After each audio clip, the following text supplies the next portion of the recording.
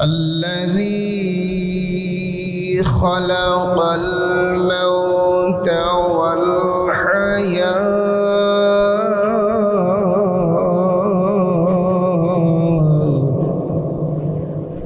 خلق الموت والحياة ليبلوكم أيكم أحسن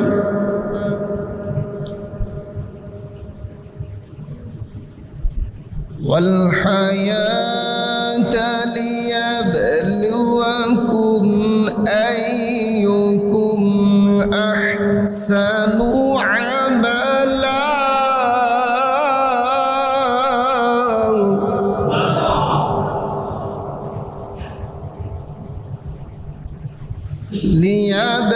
ليبلوكم أيكم أحسن عملا وهو العزيز الغفور.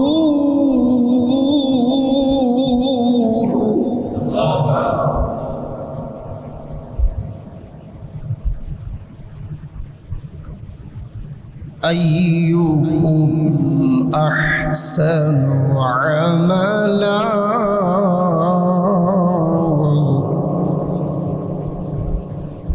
وهو العزيز الغفور.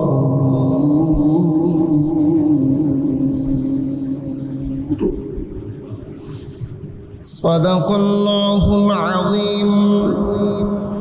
وقال النبي صلى الله عليه وسلم أخلص دينك يكفيك العمل القليل أو كما قال عليه الصلاة والسلام. وقال تعالى في شان حبيبه صلى الله عليه وسلم إن الله وملائكته يصلون على النبي يا أيها الذين آمنوا صلوا عليه وسلموا تسليما.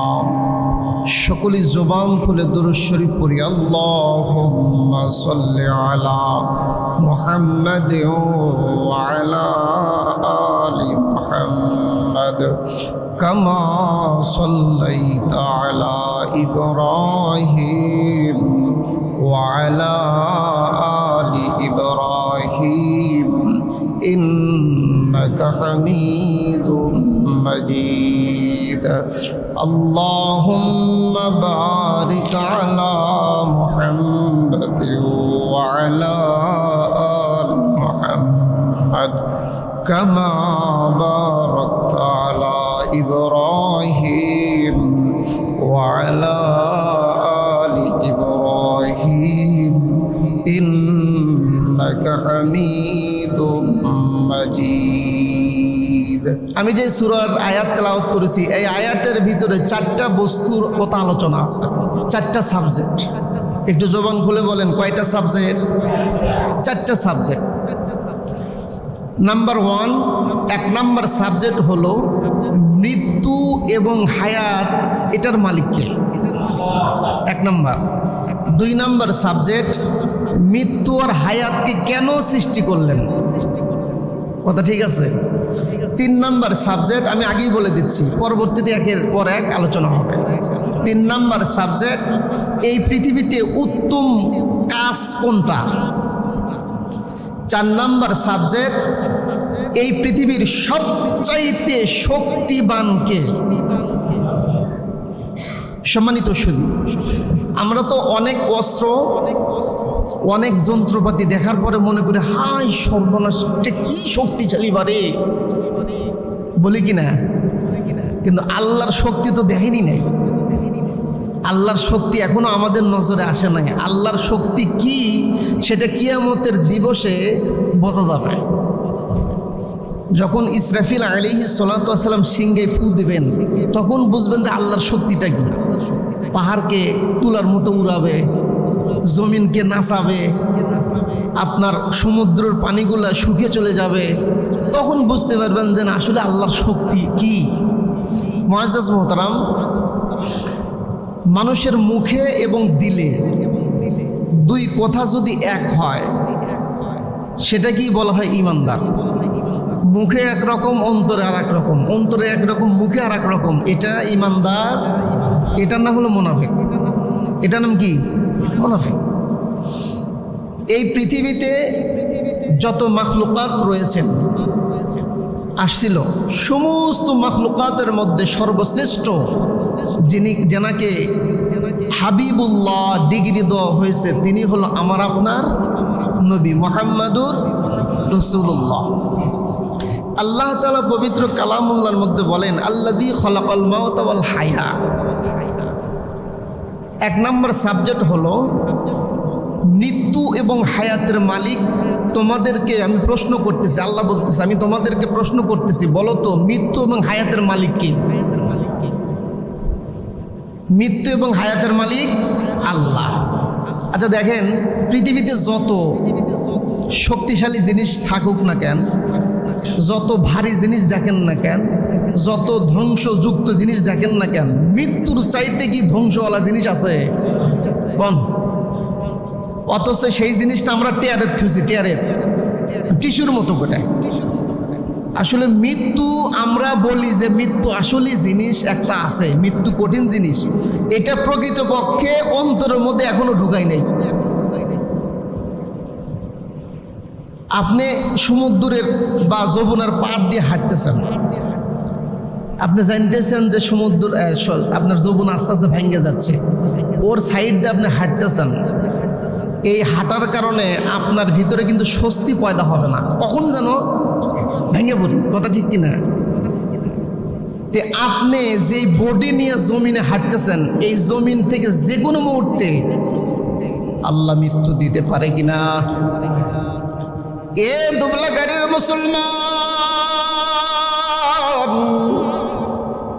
দুনিয়ার মধ্যে আজকে যে আয়াতে কারিমা তেলাওয়াত করেছি বাজান, তার মধ্য থেকে আমি চারটা জিনিস আপনাদের কাছে আলোচনা করব। এক নাম্বার, আমাদের যে হায়াত, আমাদের যে মৃত্যু, এই মৃত্যু এবং হায়াতের মালিক একমাত্র আল্লাহ। হায়াতের মালিক যিনি, মৃত্যুর মালিকও হায়াতের মালিক যদি তিনি হয়, তাহলে এই হায়াত নিয়ে কেন এত টেনশন, কেন এত চিন্তা?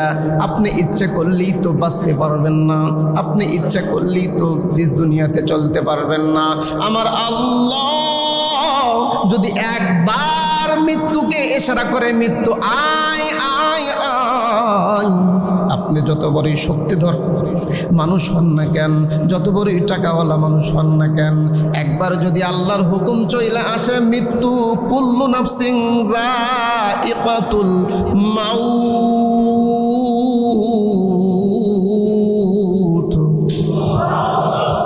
মৃত্যু আল্লাহর পক্ষ থেকে আসবে। এ বাজান, এই মৃত্যুর মালিক আল্লাহ, এই কথা বলার কারণ কি? কারণ হলো পৃথিবীর কোনো ব্যক্তির হাতে মৃত্যু নাই, কোনো ব্যক্তির হাতে মৃত্যু নাই। আল্লাহ ছাড়া কোনো ব্যক্তির হাতে মৃত্যু। একজন মানুষ গাড়ির তলে পড়ছে, আপনার খেয়াল হলো সে মরছে, কিন্তু খেয়াল করে দেখেন বাঁচাইছে। বাঁচানোর মালিক কে? ছোট্ট একটা হাদিস শোনেন। সিয়াসাত্তা কিতাবের মধ্যে একটা কিতাব আছে তিরমিজি শরীফ, ইমাম তিরমিজি রহমাতুল্লাহ কিতাবটা লিখছে, অনেকেই কিন্তু জানেন। তিরমিজি চেনেন না? শোনেন নাই? এই তিরমিজি শরীফের ভিতরে একটা ঘটনা আসছে। আল্লাহর এক বান্দি ইহুদি, এই ইহুদি বান্দি আল্লাহর রাসূলের এই ইসলামকে দেখতে দেখতে দেখতে দেখতে ভালো লেগে গেছে। সুবহানাল্লাহ বলেন। ধর্ম চেঞ্জ করা, ধর্ম আপনার বদল করা, এটা যেন তেন ইমানদারের কাম না। আমি যদি আপনাকে বলি যে 2 লক্ষ টাকা দেবো, আপনি ইসলাম ধর্ম বাদ দিয়ে হিন্দু ধর্ম গ্রহণ করেন, করবেন? আপনি এমনও লোক আছে যে জীবন দিয়ে দিবি, গলা দিয়ে দিবি, তারপরেও ইসলাম ধর্ম ত্যাগ করবে। আবার আমাদের মধ্যে এমনও লোক আছে দেখবেন সামান্য কয়েকটা টাকার জন্যে ইসলাম বিক্রি করে দিচ্ছে, আছে কি নাই? বহুত আছে। আমি রংপুরে গিয়েছিলাম, রংপুরে মাহফিলে গেলাম, ওখানে এসে বলতেছে হুজুর আমাদের এখানে খ্রিস্টান মিশনারি চলছে, অনেক বাচ্চাদেরকে খ্রিস্টান বানাচ্ছে, তা আপনি একটু এদের বিষয়ে একটু কথা বলবেন। দেখেন মুসলমান ইমান বিক্রি করে খাচ্ছে, এরকম মুসলমানও কিন্তু আমাদের সমাজের মধ্যে আছে কি নাই? সম্মানিত সুধী, এই ইহুদি মহিলা আল্লাহ রাসূলের এই ধর্মকে দূর থেকে দেখতে তার অনুপ্রাণিত এবং পছন্দ মানে আগ্রহ প্রকাশ করে ফেলাইছে। একদিন আল্লাহ রাসূলের কাছে এসে বলতেছে যে হে আল্লাহর রাসূল, আমি আপনাকে একটা কথা বলতে চাই। বলো। বলতেছে আপনার এই ধর্মকে আমি গ্রহণ করতে চাই। সুবহানাল্লাহ বলেন। একটা বিজাতি রাসূলের আদর্শ দেখে সে অন্য ধর্ম ছেড়ে দিয়ে ইসলাম ধর্ম গ্রহণ করলো, এটা কিন্তু এমনি করে নাই। এটা কি এমনি হয়েছে? এমনি হয় নাই। আল্লাহ রাসূল এটা শোনার পরে তার কলিজা ভরে গেছে। কারণ কি? কারণ নবীরা সবসময় চায় কোনো মানুষ যেন জাহান্নামে না যায়, এটা হলো নবীদের আশা। তারা ওই জন্য সবসময় দেখবেন একজন মানুষের কাছে 1 বার যায়, 2 বার যায়, 3 বার যায়, 5 বার যায়, 10 বার যায়, হাজার বার যায়, যে বাবা ওগুলো ওই অকাম করো না, ওই পথে থেকো না, এই পথে আসো, এদিক আসো। নবীদেরকে কিন্তু কম অত্যাচার আর কম মারপিট করা হয় নাই, প্রচুর অত্যাচার করা হয়েছে। তারপরেও নবীরা কিন্তু দ্বীনের দাওয়াত ছাড়ে নাই। আল্লাহ রাসূল খুব খুশি। তা আল্লাহ রাসূল জনাবে রাসূলুল্লাহ সাল্লাল্লাহু আলাইহি সাল্লাম ডাক দিয়ে বলতেছে যে এই আল্লাহর বান্দী, তোমাকে একটা প্রশ্ন করেন, তুমি কি দেখে কি জন্য ইসলাম ধর্ম গ্রহণ করলা? একটা তো যে কোনো একটা উসিলা আছে, কথা ঠিক কিনা? আল্লাহর বান্দী ডাক দিয়ে বলতেছেন ও আল্লাহর নবী, আমার আগে ইসলাম ধর্ম গ্রহণ করান, তাড়াতাড়ি কালেমা পড়ায় দেন, বলেন সুবহানাল্লাহ। এ মুসলমান,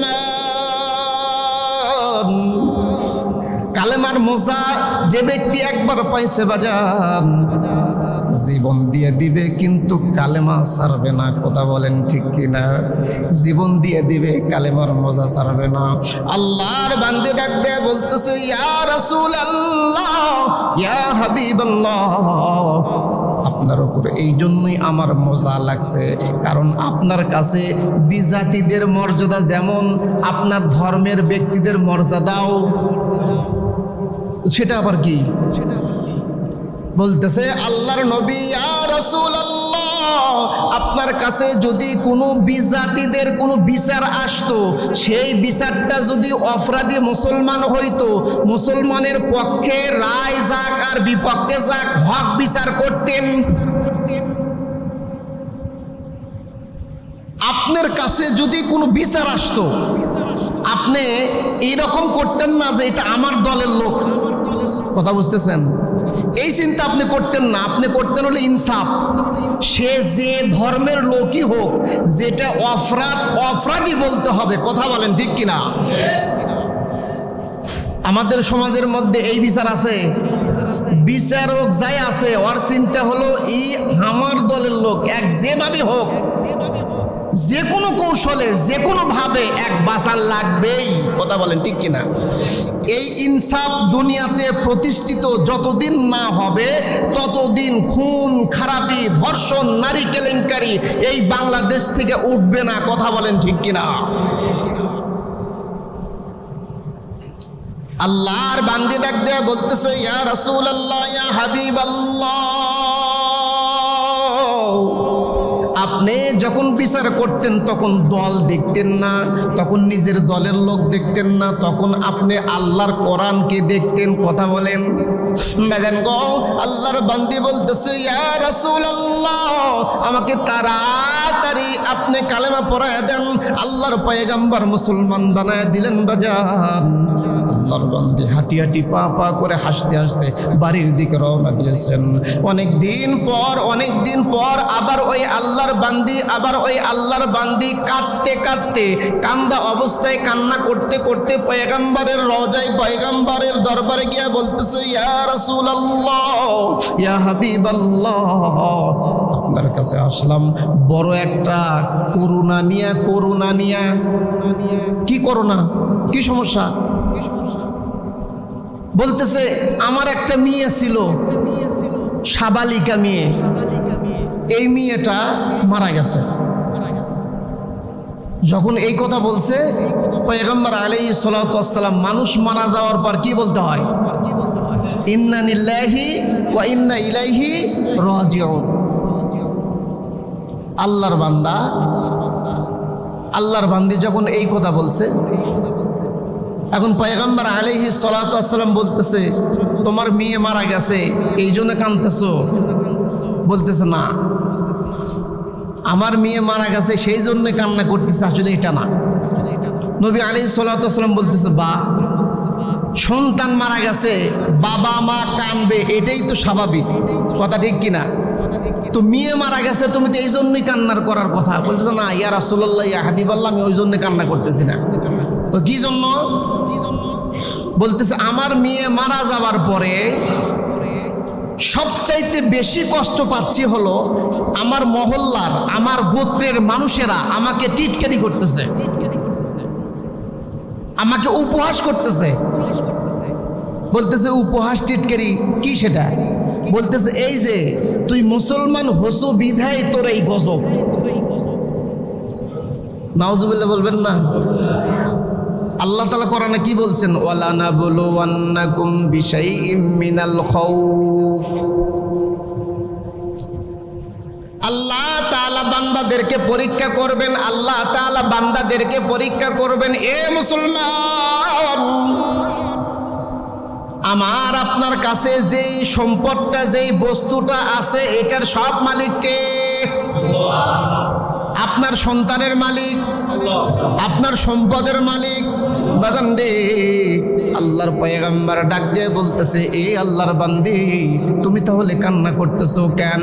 বলতেছে, আমার প্রতিবেশী আমার সাথে খারাপ আচরণ করতেছে, তুই মুসলমান হয়েছিস বিদায় তোর এই গজব, তোর উপর আরো গজব হবে, তোর উপর আরো গজব হবে।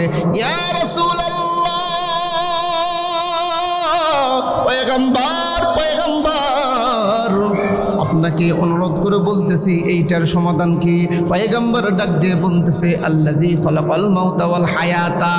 এ আল্লাহর বান্দি, শোনো, মৃত্যুর মালিক একমাত্র আল্লাহ, হায়াতের মালিক একমাত্র আল্লাহ। এই জন্যই মনে কিছু করা যাইবে না, কারণ তুমি হইল ইমানদার। ইমানদারদের মূল ইমান হইল বাজান, ইমানদারদের মূল ইমান হইল আল্লাহর প্রতি পূর্ণ আস্থা রাখা। কথা বলেন ঠিক কিনা? নবী আলাইহিস সালাতু ওয়াস সালামকে ডাক দিয়ে বলতেছে, রাসূলুল্লাহ, আমার মেয়ে মারা যাওয়ার পর শুধু মারা গেছে এটাই সিদ্ধান্ত নয়, আমি কি করছি জানেন?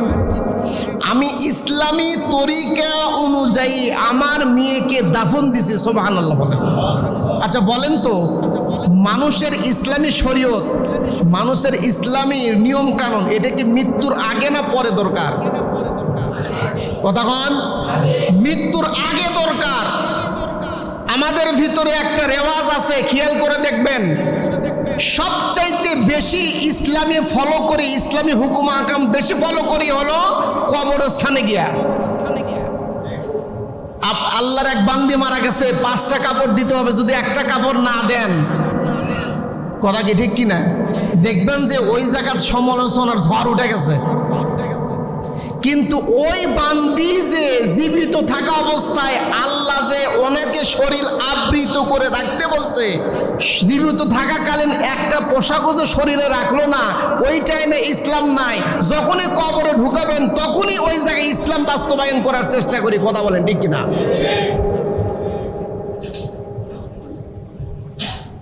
আল্লাহর পয়গম্বর ডাক দিয়া বলতেছে, এ আল্লাহর বান্দি,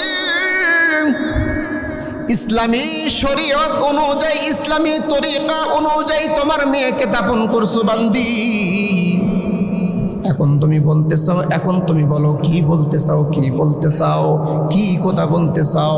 আল্লাহর বান্দি ডাক দিয়া বলতেছে, ইয়া রাসূলুল্লাহ, আমার মেয়ে মারা গেছে, সেই জন্য দুঃখ নাই, আপনি একটু আমার মেয়ের জন্য দোয়া করেন, আমার মেয়েটা যেন আল্লাহর আদালতে কবুল হয়ে যায়। এ মুসলমান, দুনিয়ার মধ্যে চারটা জিনিসের কথা আলোচনা আসছে। এক নাম্বার মৃত্যু এবং হায়াতের মালিক আল্লাহ। দুই নাম্বার হইল মৃত্যু এবং হায়াতটা কেন তৈরি করছেন? কারণ হইল লিয়াবলুয়াকুম আইয়ুকুম আহসানু আমালা। হায়াত এবং মৃত্যু তৈরি করার কারণ হইল বাজান আমাদের দ্বারাই নেক আমল হওয়া লাগবে। কথা বলেন ঠিক কিনা? এই নেক আমল হইল মৃত্যুর পরে নয়। এই নেক আমল আমাদেরকে হায়াত থাকাকালীন করতে হইবে বাজান। আমরা যখন দুনিয়াতে বেঁচে থাকি, খেয়াল করে দেখবেন, বাবা সুস্থ আছে, বাবা যখন সুস্থ আছে, বাবার সাথে ভালো সম্পর্ক নাই, বাবা কিছু খাইতে পারবে, ওই সময় বাবাকে কিছু খাওয়ায় না। যখন বাবা উত্তর শীতানি, বাবা যখন মৃত্যুর শয্যায় রয়েছে বাজান, ওই সময় অনেক সন্তান দেখবেন নেক আমল করার জন্য ভাই এই জুসের দোকান থেকে জুস কিনে নিয়ে বাবাকে দেখতে যায়। কথা বলেন ঠিক কিনা? বাবা যখন সুস্থ থাকবে, বাবা যখন খাবার মতো শক্তি থাকবে, তখন বাবাকে আপেল, আঙ্গুর, বেদেনা ইত্যাদি ইত্যাদি খাবার লাগবে। আর আমরা উল্টা, বাবা খাইতে পারে না, বাবা করে যাবে, ওই টাইমে ব্যাগে ব্যাগে আমরা ফল ফালান্তি নিয়ে যাই।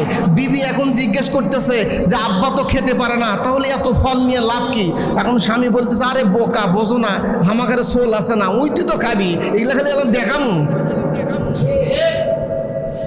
তুমি যদি আসলে বাবাকে খাওয়ানোর জন্য আসলে খাওয়াইতা, তাহলে হায়াত থাকতে যখন সুস্থ ছিলা তখন তুমি কুটি আসিলা। কি কথা কন না? তখন তুমি কোথায়? বাবা মারা গেছে, বাবা এখন অসুস্থ হয়ে গেছে।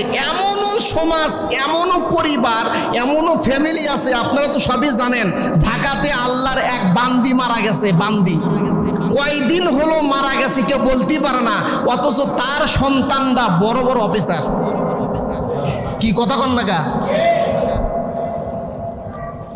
আপনাকে নেক আমল করতে হবে হায়াত থাকতে, মরার পরে না। এই নেক আমলটা আপনাকে করতে হবে হায়াতকালীন। এখন প্রশ্ন হলো, হুজুর উত্তম আমল কোনটি? উত্তম আমল আমরা আমাদের কোনটা করলে উত্তম আমল হবে? উত্তম আমল আল্লাহর কাছে বাস্তবায়ন করতে চাইলে দুইটা গুণ থাকা লাগবে। যেই কাজের মধ্যে দুইটা গুণ থাকবে, যেই আমলের ভিতরে দুইটা গুণ থাকবে, দুইটা জিনিস থাকবে, সেই আমলটা হলো আল্লাহর কাছে সবচাইতে উত্তম আমল। নাম্বার 1, আখলিস দীনাকা ইয়াকফিকাল আমালুল কলিল। এক নাম্বার হলো আপনি যেই কাজ বা যে আমল করতেছেন, এই আমলটা শুধুমাত্র আল্লাহর জন্যই হওয়া লাগবে। কথা কি ঠিক কিনা? আল্লাহর জন্যই। দুনিয়াতে যত ভালো কাজই করেন, যদি ওটা আল্লাহর জন্য না হয়, ওই ভালো কাজের দাম নেই। দুনিয়াতে যত খারাপ কাজই করেন, দুনিয়াতে যত ভালো কাজই করেন, প্রত্যেকটা কাজের শুরুতে আপনার ঈমানটা আগে। একজন মানুষ জুব্বা পরে, টুপি পরে এখানে নামাজ পড়ার জন্য আসছে বাড়ির থেকে, কিন্তু ওনার চিন্তা হলো যে আমি মসজিদে যাবো, যাবার পরে দেখবো যে কোনটা চকচকা জুতা, ওটা নামাজ পড়ার আগেই সালাম ফিরতি দৌ। উনি তো ভালো আমল করে আসতেছে, মাথার টুপি দিছে, জুব্বা পরছে, নামাজ পড়ার জন্য আসছে। তার মানে কি? আমলের পূর্বে আপনার ভিতরটা। কথা বলেন ঠিক কিনা? এ মুসলমান,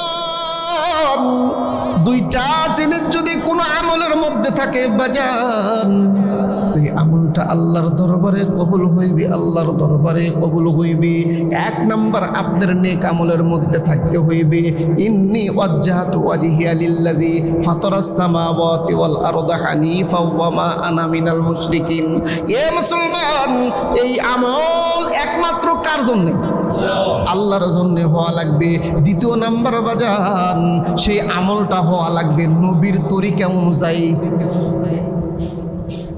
নামাজ পড়া ভালো না খারাপ? এখন আপনি আজকে পশ্চিম দিক হয়ে না পড়ে উত্তর দিক হয়ে পড়েন, দক্ষিণ দিক হয়ে পড়েন, হবে? বাজান গো, রোজা রাখা ভালো না খারাপ? ভালো, তারপরও রোজা রাখলে আপনার গুনাহ হইবে। যদি কোনো মা তার হালতটা যদি অসুস্থ অবস্থায় থাকে, অর্থাৎ মেয়েদের যে মাসিক একটা প্রতি মাসে অসুখ হয়, ওই অবস্থায় যদি কোনো মা চিন্তা করে যে আজকে আমি কি করব, এই অবস্থায় রোজা রাখবো, না না না, যত দামি আমল হোক না কেন তোমার তরিকা থাকা লাগবে নবীর তরিকা। আর যত বড় আমল হোক না কেন উদ্দেশ্য থাকা লাগবে একমাত্র আমার আল্লাহর। এ মুসলমান, যদি একমাত্র আল্লাহর জন্য আমল করতে পারি বাজান, সেই আমলটা হইবে একমাত্র আল্লাহর কাছে উত্তম আমল। আমলটা যদি ছোট হয়, তারপরও আমলটা আল্লাহর কাছে সবচাইতে দামি, সর্বোৎকৃষ্ট দামি। কারণ ওর একমাত্র উদ্দেশ্যই কাকে রাজি খুশি করা? আল্লাহকে রাজি খুশি করা। মনে করেন 2টা শাড়ি কিনে 6 জন ধরছে হাত দিয়া, আর 5 জন ছবি তুলিচ্ছে। যদি একবার যদি অন্তরের মধ্যে এইরকম চিন্তা আসে যে আমি যে এই যে কাপড় দিচ্ছি না, এই কাপড় দেওয়াটা দুনিয়ার লোক দেখুক, সব শেষ। কথা কি ঠিক কিনা? আর যদি চিন্তা করে যে আমি যে কাপড় দিচ্ছি, যারা ছবি তুলিচ্ছে, এটা আমার উদ্দেশ্য হলো এখান থেকে যেন আর একজন একটা অনুপ্রাণিত হয়, অর্থাৎ আগ্রহ হয় যে আমিও দিব, এই রকম নিয়ত যদি করতে পারে, তাহলে ওটা কোনো সমস্যা নেই।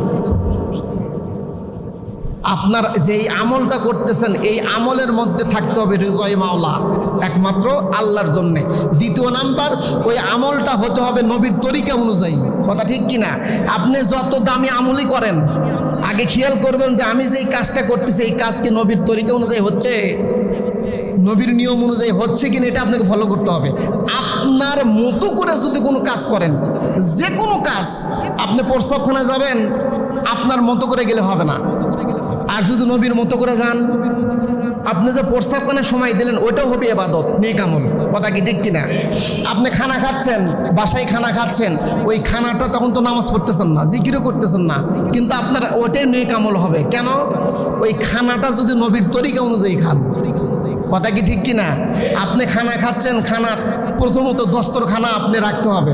দস্তরখানা রাখার পর খানার শুরুতে আমাদের কি বলতে হবে? বিসমিল্লাহ। এখন আমরা অনেকেই বিসমিল্লাহ তো দূরের কথা, সপ্তাহে একবারও বিসমিল্লাহ মুখ দিয়ে আসে না। কথা কি ঠিক কিনা? এমনও দুর্ভাগা আছে যে মানুষ এই খানাটাও ডান হাত দিয়ে খায় না, বাম হাত দিয়ে খায়। তাদের অভ্যাস তো এরকম কপাল পরা বান্দা দুনিয়াতে আছে কি নাই? বহুত আছে। ডান হাত কিন্তু ঠিকই আছে। আমার বড় কষ্ট লাগে, অনেক জায়গায় দেখি অনেক মানুষ ডান হাত সুস্থ থাকার পরেও, এই ডান হাতটা সুস্থ থাকার পরেও বাম হাত দিয়ে খাবার খায়। একটা চা নিছেন, চা মানুষ মোশন করে বাম হাত দেখায়, আছে কি নাই? বহুত আছে। ডান হাত কিন্তু সুস্থ। এ মুসলমান, ছোট্ট একটা হাদিস শোনেন। পয়গম্বর আলাইহিস সালাতু ওয়াস সালাম এক মজলিস খাবার কাছে, মানে একটা দাওয়াত খাবার, যে এক ব্যক্তি বাম হাত দিয়ে খাবার খাচ্ছে। তা আল্লাহ রাসূল বলতেছে, এই বাম হাত দিয়ে খাবার খাচ্ছ কেন? ডান হাত দেখাও। ভাই ডান হাতে আমার সমস্যা, মানে একটু মোশন নিয়ে কথা বলছে। আল্লাহ রাসূল বলছে, ঠিক আছে, তোমার যদি সমস্যা হয় তাহলে সমস্যাই যেন থাকে। হাদিসের মধ্যে আসছে, মুসলিম শরীফের হাদিস, হাদিসের মধ্যে আসে ওই লোক জীবনে আর ডান হাত দিয়ে খাবার খেতে পারে নাই। আমাদের যেই জায়গার যেই কাজ আপনি খাবার খাচ্ছেন, ওটাও নেক আমল। যদি খাবারটা নবীর তরিকা অনুযায়ী হয়। আপনি গোসল করতেছেন, গোসলটাও নেক আমল, যদি গোসলটা নবীর তরিকা অনুযায়ী হয়। আপনি ব্যবসা করতেছেন, ব্যবসাও নেক আমল। আপনি মনে করতেছেন আমরা ঠিক মতো ইবাদত বন্দি করতে পারতেছি না, আমারও মনে হয় নেক আমল করতেছি না। নো, আপনিও নেক আমলের মধ্যে আছেন যদি ব্যবসাটা নবীর তরিকা অনুযায়ী হয়। কথা বলেন ঠিক কিনা? এখন আপনি ব্যবসা করতেছেন, আপনার চিন্তা হলো কাস্টমারকে কেমনে ঠকানো। কি এরকম আছে কি নাই? বহুত এরকম মোত্তাকি ব্যবসায়ী আছে না, পরহেজগার ব্যবসায়ী। মনে করেন যে মন খারাপ করেন না, আপনার চাল দেখাইছে কাটারি, কিন্তু মেরে দিছে আমার মতো 49। কি কথা কন না গা? এরকম নাই নাই, বহুত আছে বহুত। আপনি দেখাইলেন হলো 49, মেরে দিলেন 11, দেখাইলেন কাটারি, ওর ভিতরে 2 বস্তা মেরে দিচ্ছেন 49। আর মসজিদের প্রথম কাতারে এসে তসবিহ হাতে নিয়ে আল্লাহ আল্লাহ একবার জিকির করতেছেন। আর আপনি মনে করেন যে একবার বড় দেখে মাথার টুপি মাথায় দিয়ে রুমাল নিয়ে আপনি জিকির করতে গিয়ে জিকির করতে করতে বাড়ির যাবেন। যাওয়ার পূর্বে আল্লাহর কাছে হাত তুলে বলতেছেন, আল্লাহ আমার ব্যবসা বাণিজ্যে বরকত দিও, আমার হায়াতের মধ্যে বরকত দিও। আল্লাহ বলতেছে, ব্যবসার মধ্যে বরকত তো কেমনে তুমি? তুই যেভাবে মানুষের কোবান শুরু করছু গোপনে, যেভাবে তুই গরিবের হক মেরে খাইতেছু, যেভাবে কাস্টমারের হক তুই লুণ্ঠন করতেছু, তোর হায়াতের মধ্যে আর কি বরকত দিমু? তোর মতো বরকতি মানুষ যদি আর 1 2 4 বছর থাকে এই এলাকায়, সব লোকে পাথর খিলে খিলে ধ্বংস করবো। কথা বলেন ঠিক কিনা? কষ্ট পেলেন আপনারা? নেক আমল করেন, নেক আমল উদ্দেশ্য থাকতে হবে আল্লাহর জন্যে। আপনি পাম্পে তেল নিবার যাবেন, 1 লিটারে 100 গ্রাম নাই। কি কথা কন না গা? অথচ ওই পাম্পওয়ালায় 6টা গরু কিনে নিয়ে এসে কুরবানি দিচ্ছে। 6 গরু। ভাই দেখছো অমুক পাম্পের মালিক 6 গরু কুরবানি দিচ্ছে, মরে কতিছে নেককার। আল্লাহ কতিছে আমি যা জানি তোরা জানিস না রে। ওই নেককার, ওই শেরপুর থানার সব লোকের টাকা মেরে খায়া, ওই জপ্তি টাকা মেরে খেয়েছে 6 টাকা, 6 কোটিটা গরু কুরবানি দিল, কাম হবে না। কথা বলো। দুনিয়ার মানুষের টাকা মারে খেয়ে মনে করেন যে ভালো সাজছে। নেক আমল করতে গেলে 2টা জিনিস থাকতে হবে। একটা হলো আপনি যেই কাজ করতেছেন কার জন্যে? ব্যবসা করতেছেন, করবেন, আপনি নিয়ত করবেন এটা আল্লাহর জন্যে। কারণ আল্লাহ আমাকে আমার বিবি বাচ্চার দায়িত্ব দিয়ে পাঠাইছেন। কথা কি ঠিক কিনা? বিবি বাচ্চার দায়িত্ব দিয়ে আমাকে আল্লাহ পাঠাইছেন, আমাকে ব্যবসা করতে হবে। খবরদার এই চিন্তা করবেন না কোনো মালের দাম যখন বৃদ্ধি পায় তখন মজা পাচ্ছেন, এরকম অনুভব করা যাবে না। আপনি কাস্টমারকে ঠকান যাবে না। আপনি এই মাত্র কাস্টমারকে ঠকাইয়া সামনের কাতারে একদম ইমামের পিছনে তাকবীরের সাথে নামাজ পড়বেন। আল্লাহ বলতেছে এই হক তো আমি মাফ করবো না পাগল। ওই যে যাক ঠকে থিয়ে 1 কোটি পাবো কিয়ামতের দিন। কথা বল, যেই কাস্টমারকে ঠকায় থিয়েসলা ওটা তুমি কই বাবা? আমি তো এটা মাফ করেও দিতে পারি, কিন্তু ওই বেচারার কাছে মাফ না চাওয়া পর্যন্ত তোর ইবাদত আমি আল্লাহ কবুল করব। নেক আমল করার নিয়ত করেন, আমলটা ছোট হোক। আমি সালাম দিচ্ছি, সালাম দেওয়ার আগে দেখে যে হামাগার মসজিদের ইমাম হয় না, কি কথা কন না গা? কয় এটা কি? কয়টা হামাগারে পাড়ার হাজি সাহেব সালাম দে। আর নিয়ত কি সালাম নবীর তরিকা অনুযায়ী হয়েছে? কথা কন না গা? আমল কিন্তু ছোট, আমল কিন্তু ছোট্ট। সালাম বলতেছি এটা হামাগার মসজিদের ইমাম সাহেব বলে, কয় এখন তাহলে সালাম দেওয়া যাবে। হুজুর এটা হামাগার হুজুর, এটা আমাদের মাতব্বর, এটা আমাদের মাদ্রাসার হুজুর না। আমলের পূর্বে আল্লাহ, আমলের পূর্বে কে? আল্লাহ। এটা আমার আল্লাহর হুকুম, এটা আমার নবীর তরিকা, এই চিন্তা করেন। যার কারণে খেয়াল করে দেখেন জুব্বা টুপি ঠিকই পড়ছি, কিন্তু আমলের ভিতর থেকে নূর বাড়াচ্ছে না। নূর, কথা কন না গা? আমলের নূর বের করতে চাইলে 2টা জিনিস থাকতে হবে আপনার কাজের মধ্যে। একটা হলো আল্লাহর জন্য কাজ।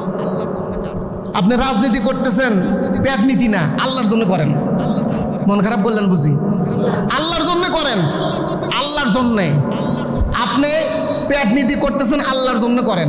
যে আল্লাহ কোন তরিকায় করতে বলছে, প্রত্যেকটি কাজ একমাত্র কার জন্য করব, এটা আমার আপনার ভিতরে থাকতে হবে। যদি এই নিয়ত করে আমরা কাজ করতে পারি, তাহলে আল্লাহ বলছেন লিয়াবলুয়াকুম আইয়ুকুম আহসানু আমালা, এটা হবে আমার কাছে উত্তম আমল। বলেন সুবহানাল্লাহ। তাহলে দুনিয়াতে উত্তম আমল ওইটা, আমার সাথে বলেন, দুনিয়াতে উত্তম আমল ওইটা দুনিয়াতে উত্তম আমল ওইটা যে আমলের মধ্যে আল্লাহ এবং আল্লাহর রাসূল আছে। কথা কন না কা? যেই কাজের মধ্যে আল্লাহ এবং আল্লাহর রাসূল আছে সেই কাজ হলো উত্তম কাজ।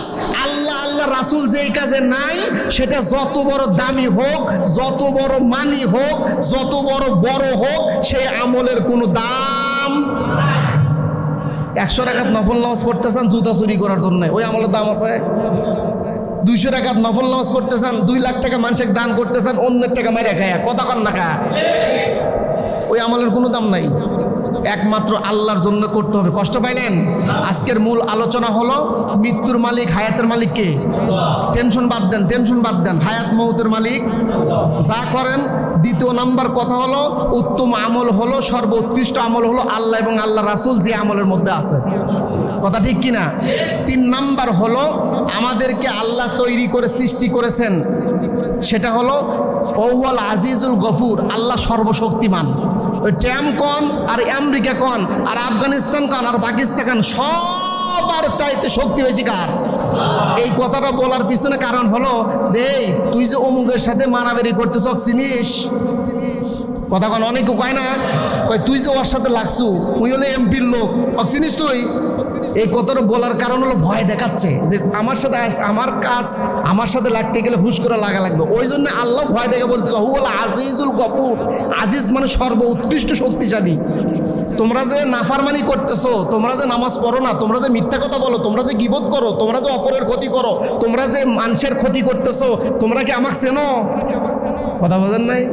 ওহুয়াল আজিজ আর ওহুয়াল আজিজুল গফুর। গফুর মানে পৃথিবীতে যত দয়ালু আছে সব দয়ালুর বড় দয়ালু কে? সবাই জোরে বলেন তো কে? আল্লাহ হলো সবচেয়ে বড় দয়ালু। আল্লাহ তাআলা আমাদের সকলকেই, আজকের মূল আলোচনার কথা হলো আমরা দুনিয়াতে যে কোনো কাজ করব কার জন্য? আল্লাহর জন্যে। ওই হোটেলে আপনার মেয়ে নিয়ে যাবেন, ওটা কার জন্যে? ওটা শয়তান, ওটা হলো শয়তানের চক্রান্ত। দুনিয়াতে সব কাজ হবে, যেই কাজ আল্লাহ রাজি নেই সেই কাজ করব না, যেই কাজ আল্লাহ খুশি সেটা করবো, সেটাই হলো আল্লাহর কাজ। কথা বলেন ঠিক কিনা? আল্লাহ তাআলা আমাদের সকলকেই নেক আমল বেশি বেশি করার তৌফিক দান করুন। সকলে জবান খুলে বলেন আল্লাহুম্মা আমিন। ওয়া আখিরু দাওয়ানা আলহামদুলিল্লাহি রাব্বিল আলামিন।